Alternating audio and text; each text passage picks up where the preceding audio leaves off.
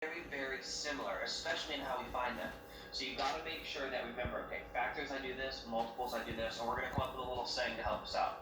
Thumbs up if you can hear me, thumbs up if you're with me. Nice. Alright, so I'm gonna take over your screen. You should have your math book out.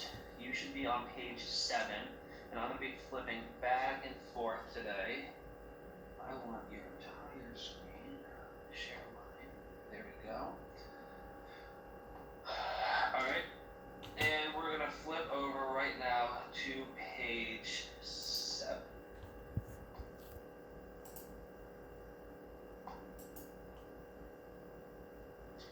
Looks like we're all there. Beautiful. Alright, now, on page 7, we come across our two terms. Would somebody like to read about greatest common factor for us? You can just start reading if someone wants to. A common factor is a number that is a factor of two or more numbers. The greatest of the common factors of two or more numbers is called the greatest common factor. So we're going to be focusing on greatest common factor today. If something's the greatest, that means it's the biggest, right?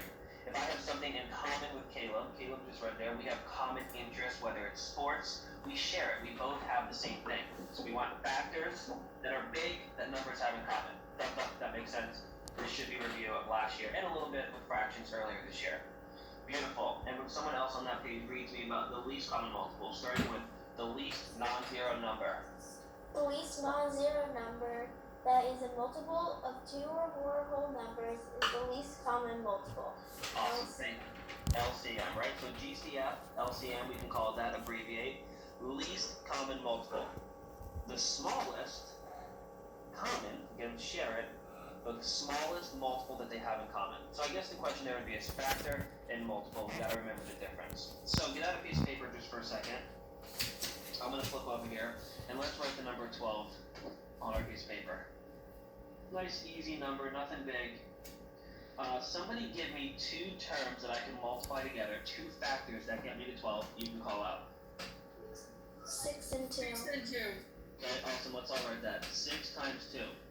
6 is a factor of 12, and 2 is a factor of 12. Together you multiply them, we get 12, but they are both factors. Two terms that we multiply together to get to our number. Somebody else call out and give me another set of factors for 12. 3 times 4. 3 times 4, awesome. Different numbers, but still a factor of 12. And there's one last one that we... 4 times 1. Oh, good, we could do 4 times 3, right? Commutative property, switch it, absolutely.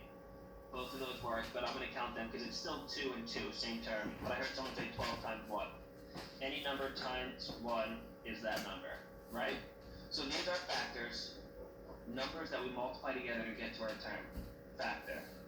Anybody have any questions about that? Because we got to make sure we have factors, we understand the term factor. Thumbs up for with me. We awake, Joe? Getting there? Nice.